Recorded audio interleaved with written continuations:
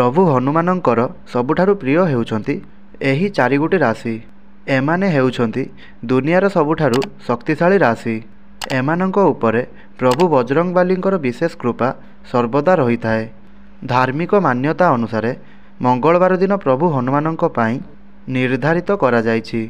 किंतु जदि आपण हृदयर सहित प्रभु हनुमानंकर ध्यान करिवे तेबे सबुदिन सबु समय से आपणकर आखपाखरे रहिबे।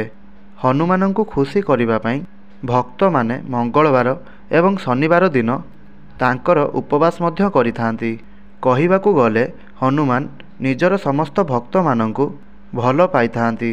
किंतु प्रभु हनुमानंकर अति प्रिय एई चारिगोटी राशिर व्यक्ति माने होइथांती।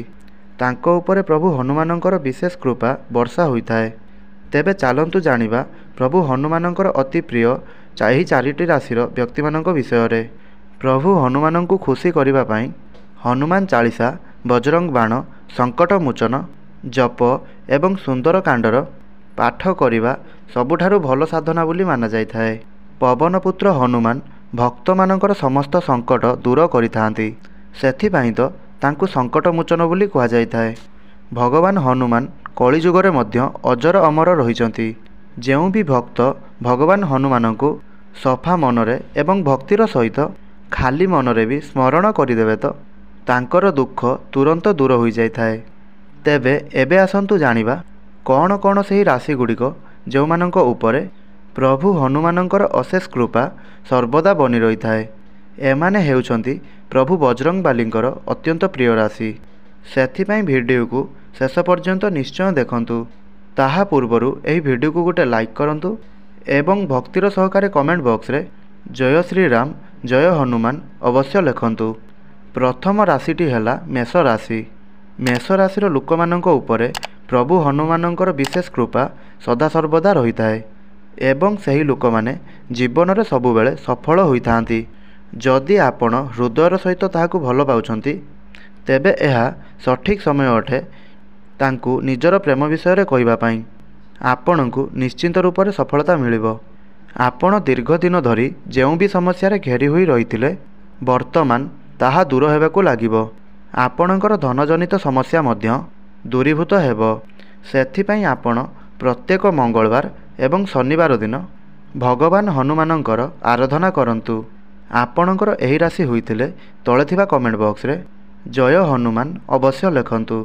द्वितीय राशिटी हैला बिछा राशि। एही राशिर लोक माने जेकोसी भी काम हाथ को नियंती ताहाकू सफलतापूर्वक पूरण करिथांती। प्रभु हनुमानंक कृपारु एमानंकर आर्थिक स्थिति दृढ़ हेबाकू लागिबो एवं आपण शनिवार दिन भगवान हनुमानंकर पूजा करिबा द्वारा आपणकर समस्त समस्या दूर हेबो। परिवार रे हस खुशीर वातावरण रहिबो। आपणकू आकस्मिक धन प्राप्ति हेबो। एहा सहित जीवनर समस्त समस्या दूर हेबो। आपणकर एही राशि होइथिले तळे थिबा कमेंट बॉक्स रे जय श्री राम अवश्य लिखंतु। तृतीय रे हैला तुला राशि। प्रभु हनुमानंक आशीर्वाद रे एही राशिर लोकमानंकर समस्त आर्थिक समस्या दूर हेबो। पारिवारिक संबंधित समस्त समस्या दूर हेबो। आपणकर भौतिक सुखरे मध्य वृद्धि हेबो। आपणकर दाम्पत्य जीवन मधुर रहिबो।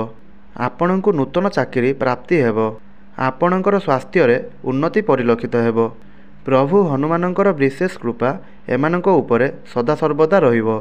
प्रत्येक मंगलवार एवं शनिवार दिन प्रभु हनुमानंकर पूजा आराधना करिबा आपणक पई भल विकल्प अटे।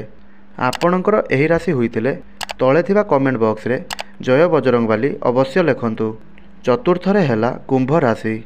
प्रभु हनुमानंकर सबुठारु विशेष कृपा कुंभ राशिर व्यक्ति मानक उपरे वर्षा होइथाए।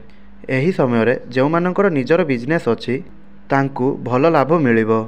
जदि आपण कौनसी शुभ काम करिबा पई चिंता प्रकाश करूछंती तेबे आपण सही काम को करि परिबे। किछि भी बाधा विघ्न उपजिबो नाही। आपणकर समस्त आर्थिक समस्या दूर हेबा सहित परिवार रे सुख समृद्धि वृद्धि पाइबारे लागिबो। भगवान हनुमानंक कृपारु आपणकु नूतन चाकरीटिए प्राप्ति होई पारे। दीर्घ दिनरु अटकी रहितबा समस्त कार्य आपणकर बिना बाधा विघ्न रे संपन्न हेबो। आपण प्रत्येक मंगलवार दिन हनुमान चालीसा पाठ करंतु। आपणकर समस्त समस्या दूर होइजिबो। ଆପଣଙ୍କର ଏହି ରାଶି ହୋଇଥିଲେ ତଳେ ଥିବା କମେଣ୍ଟ ବକ୍ସରେ ଜୟ ଶ୍ରୀରାମ ଜୟ ହନୁମାନ ଅବଶ୍ୟ ଲେଖନ୍ତୁ ଏବଂ ଭିଡ଼ିଓକୁ ଗୋଟେ ଲାଇକ୍ କରନ୍ତୁ।